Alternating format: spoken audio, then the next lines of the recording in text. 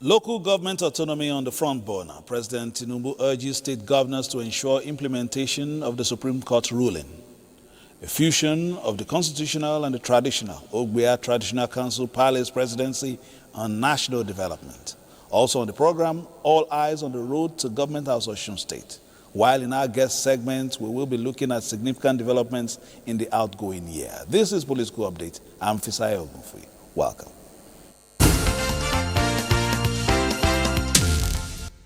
President Bola Tinubu has urged state governors to ensure the implementation of the Supreme Court's ruling on local government autonomy.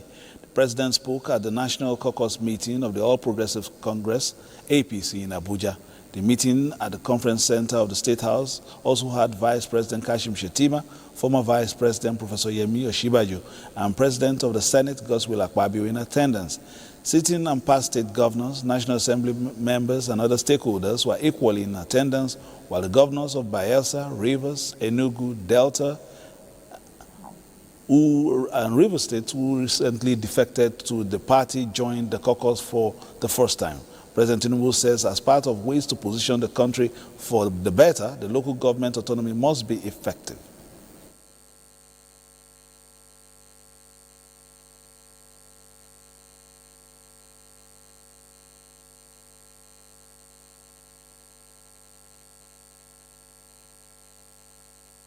The local government autonomy, it is and must be effective. Let us give them. There is no autonomy without funded mandates. We'll give them their money directly. That's the truth. That's compliance with the Supreme Court. He also expressed belief that with the popularity of the ruling party in the country, the idea of state police may soon be achieved. Various speakers at the meeting appraised the policies and programs of President Tinubu's administration and commended what they described as bold and courageous policies leading to wider popularity and the size of the party.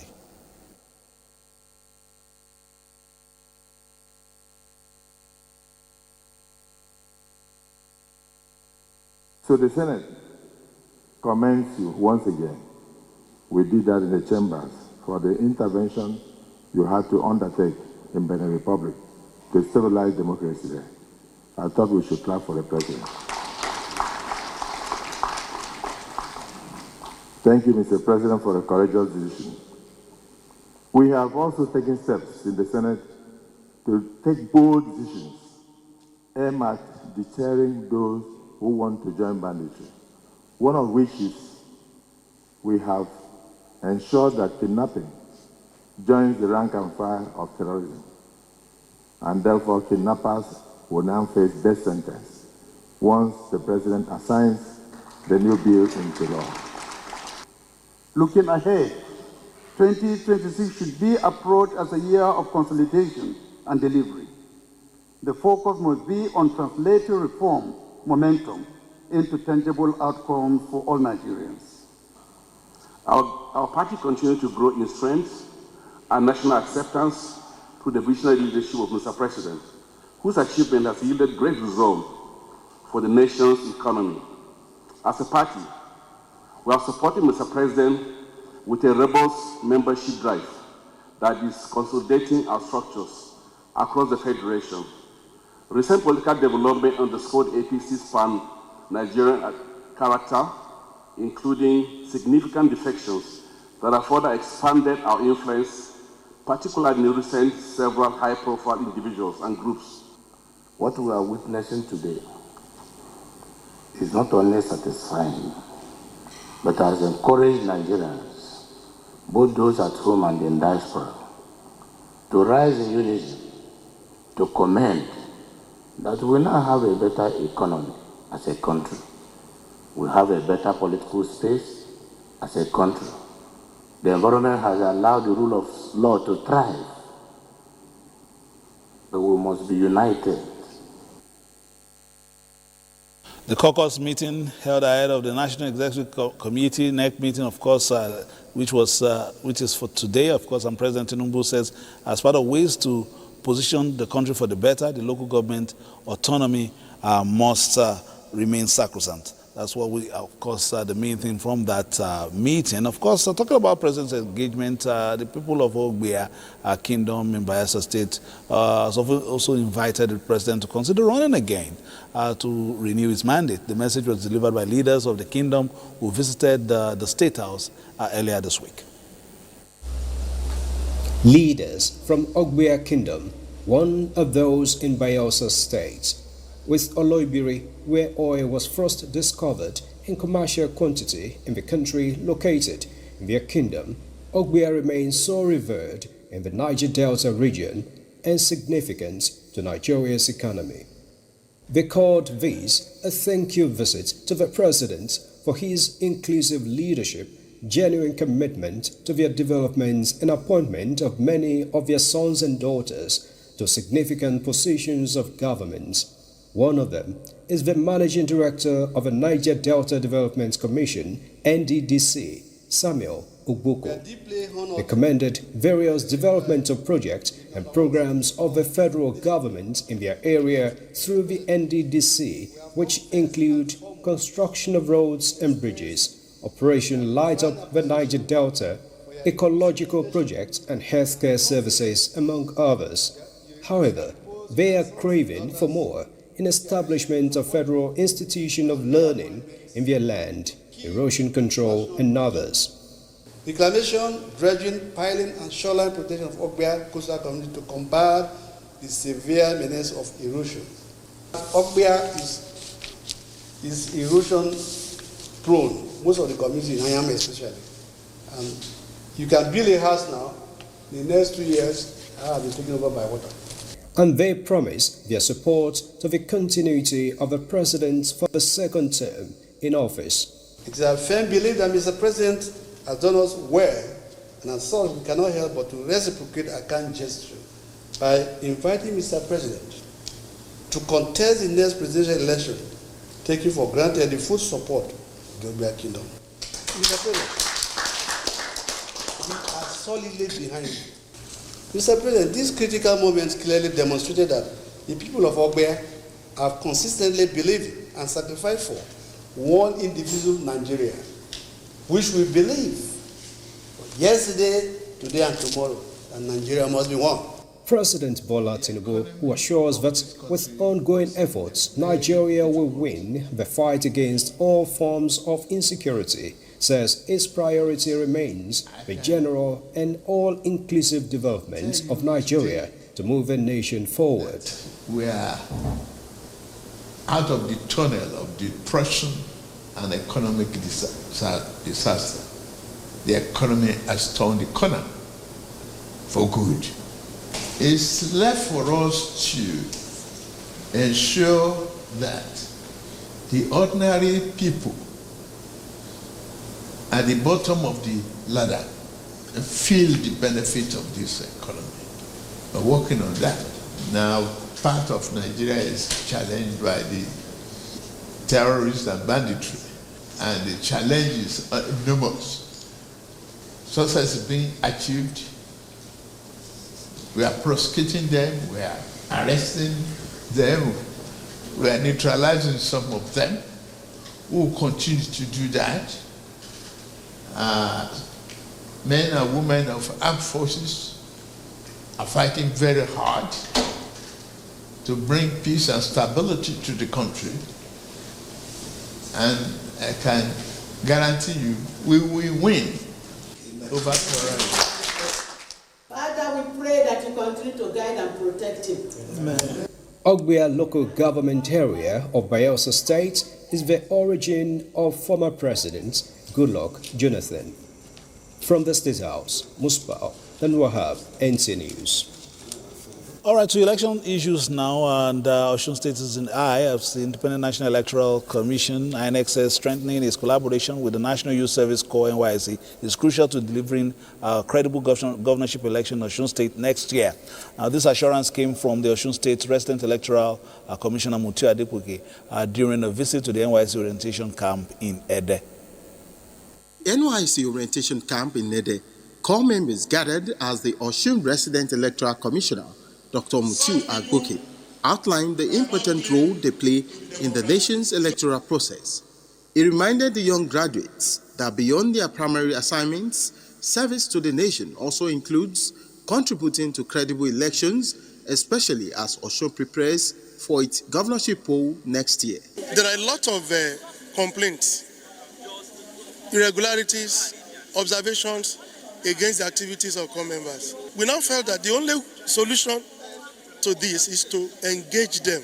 We talked about the issue of understanding the rudiment of the job. When I say the job, the election as a job. It's a job. The involvement of core members in election in Nigeria has contributed positively to the electoral process in Nigeria. So this coming today to exercise the core members on the forthcoming election in August for Osun State. The resident electoral commissioner's visit forms part of ongoing efforts to build confidence and ensure a free, fair, and credible electoral process in Osogbo. Femi Afariogun, NTA News. Now, there have been a lot of political intrigues in the year that is winding down, that is 2025. Judging by what has been going on in the polity, there's a lot to recall. Almost every political party in Nigeria experienced one form of crisis or the other. For instance, the Social Democratic Party suspended its national chairman, and later in October, the National Working Committee of the party expelled him alongside 8 other members. The party also has some factions. Now, the All Progressive Grand Alliance, ABGA, had a prolonged leadership tussle, which was later resolved by the Supreme Court. And now the coalition, we are seeing in the Action Democratic Congress, is another major event that, also put some shape to the political landscape in the year under review. Apart from all these, the PDP, which is the major opposition party, has continued to experience defection of its members to other parties. The party seems divided along 2 parallel factions with near unshakable positions. Court cases and parallel conventions have dogged the party. There was a change in leadership in the INEC, of course, a key development in the run-up to the 2027 general election. The ruling All Progressives Congress, APC, experienced some issues at the time in determining its leadership, though APC is the major recipient of the politicians who defected from other parties. Rivers State at the time also was in the eye of the storm for the emergency rule which was imposed on the state based on the imbroglio there by the president in March this year. Now let's get some insights on all of this from our guest, Honorable Sam Onuigbo, a former lawmaker and board member of the Northeast Development Commission. Honorable, thank you for joining us on Political Update. Now, all these that I reeled out in 1 year, especially in terms of, the political parties, the inner wranglings, the recalibrations and all that, has it showed that we are maturing? Or these are the early cock crows when we are going to, the clock is ticking towards another general election? Well, I think it's a combination of both issues you just raised. One, we are maturing, because if you have been in a democratic dispensation for a little over nearly 26 years, you are expected to grow and mature. But in that, people are also beginning to assert themselves, take position, and align with what they believe is right.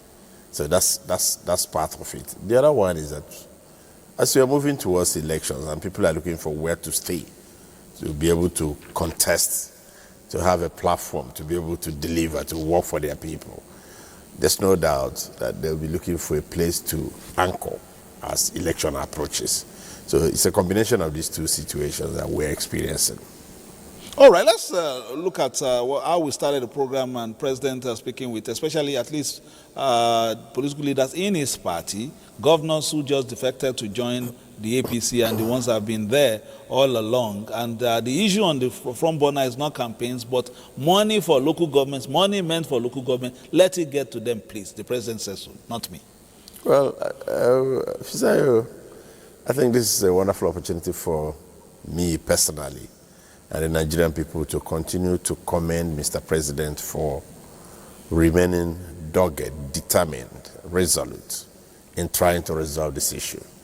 Because we have said over and over again that unless the local government is free and can access the resources that are accrued to them constitutionally, and then added to the Supreme Court decision, we will not be able to achieve the development that we want to get to the grassroots. Because in the first place, when you apportion or when you allocate resources from the Ministry of Finance based on the Constitution, and these resources do not get to the local government, they hang in the states, it becomes a problem.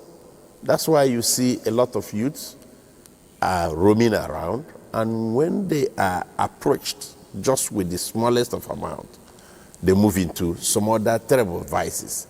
If we can handle the issue of resources accruing to the local government constitutionally, and of course supported by the Supreme Court decision, I assure you that we'll be able to even address the issue of insecurity. Because the local government chairman within a local government should know, do know, those who have the potential to make problems. And they can easily rein these people in if they have the resources. But the situation where in most of the states, the local government chairmen do not see the money, and they are shaking because they know that the process through which they were elected is also doubtful. So this is the reason why we're having this problem. And I want to thank the president again for standing very strong on this matter over the years, because since the Attorney General of the Federation went to court on this matter, and he even started by telling, I think there were some elders that came to see him from the south, I think Lagos, that the local government, that they deserve to get their money. We want to thank him, and I would like Nigerians to join him. And I would want to see a situation when this is resolved to the benefit of everyone. Because without the local government being involved in the rural development, being involved in mobilizing the youth, being involved in agriculture, it's going to be difficult for us to achieve the goals that we have set for ourselves. As it is currently in some states, the local government chairman does not even reside in the local government. They are the state commission to come and perhaps get something out of it, going cap in hand to some of the state governors who remain resolute in terms of transmission of the money to the issue is that if you discuss with some of them, which some of us have done, you will then find that they are not even getting the money. They just sign off something and keep their mouths shut. That's why, in fact, you go to some local governments. I saw some of your reports, done by NT and a few other stations. Some local governments in IB in particular were overgrown with weeds all over the place. And then in one, Obingwa, the place they could not even drive into the local government. Meanwhile, they are getting hundreds of millions every month. So how do you reconcile that? Where has the money gone to? So this is a problem that I'm happy that Mr. President is on top of it, and I have no doubt that he'll be able to address it. More so now, we are having most of the governors being in the ruling party, so he has given them a charge. I don't have any doubt that he will realize that. He's a dogged fighter. All right, in a few short moments, the president will also be presenting the budget at the National Assembly. What are your expectations for that? Of course, this program is live on Friday. Of course, we have a repeat over the weekend as well. But what are your expectations based on the performance this year, based on the areas, key areas of our national life, of the economy? Where would you expect much focus to be on? And also to ensure that society continues to run on an even keel? Well, one of the things I would like to say, Fisayo, is we are now in a nation where, fortunately, the other day, Dangote reduced the pump price of fuel. And I just read also, I think, at an NPC or so, that was reduced. So these prices are coming down, and are coming down steadily. It is the same thing with inflation. The inflation, there was a projection, by the beginning, when we were around either 34 point something, that we are going to be able to get this maybe down to 15% before the end of the year. But as we speak, inflation has already dropped to 14 point something percent. So these are positive indicators. I would also like to say that it's not as if it's a center just to praise the president. You know that when he started in 2023, he took off in a stormy weather. There was uncertainty. It's like you saw storm and you still took off with the aeroplane. And he was able to drive, pilot it and get to a point now where we are almost at a cruising stage. I'm sure you heard him when he said that the economy has turned the corner. So all I would like to see is consolidation, deepening and broadening those economic policies that have brought us thus far. And then ensure, as we just discussed a few moments ago, that these things trickle down to the people in the grassroots, so they begin to feel the positive impact of the Tinubu administration. That's the direction. If you look at the foreign direct investment, you will find that the whole thing is increasing because both IMF, the World Bank, and some other persons who take interest in the economy of other countries are beginning to invest because they see that these policies are well tested, they've been tried, and they're beginning to bear fruit. So this is a positive development, and I see Mr. President focusing on those areas that will make life better for Nigerians in 2026 and going forward. All right, before I let you go, just one full year before the 2027 general election. But the year 2025 that we're just exiting from almost, overnight, the next 2 weeks or so, has been seen as a lot of, a year of a lot of exodus, a lot of defection from one party to the other and all that. What does that mean, really, joining the winning train? But some party members say, you are just joining a new party and wearing a new shirt. The singlet is still ours. Well, when you have, especially if you have people who are performing or who are doing well, you don't let it go. If you're a player, it's a good player, and is trying to join another party, you are another club. You see the player the club that signed the first agreement, trying to put a lot of conditions. If you're talking about wearing your singlet, but you have to remove the cloth to go and check the singlet. People have made their decisions that they want to join the ruling party because it's obvious what you have on the table, that progress is being made. And this progress is verifiable. It's not hidden anywhere.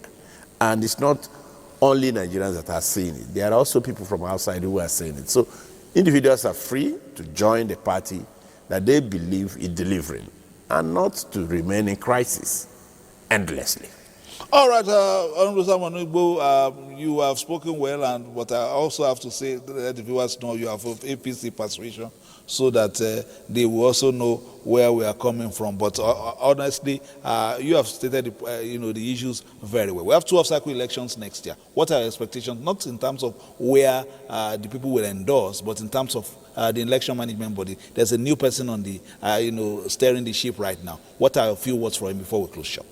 Well, I'll urge Professor Joyce Abefeton to deliver and deepen and broaden the confidence that people have in a democratic process. One of the beauties of democracy is that every 4 years, you go back and allow the electorate, the citizens, to mark your report card.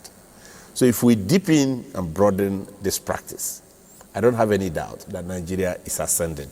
So I would urge him to work hard, ensure that people have their confidence, really increase as far as these elections are considered. And of course, when he's going to do his first exams, he would like to score good marks. I wish him well.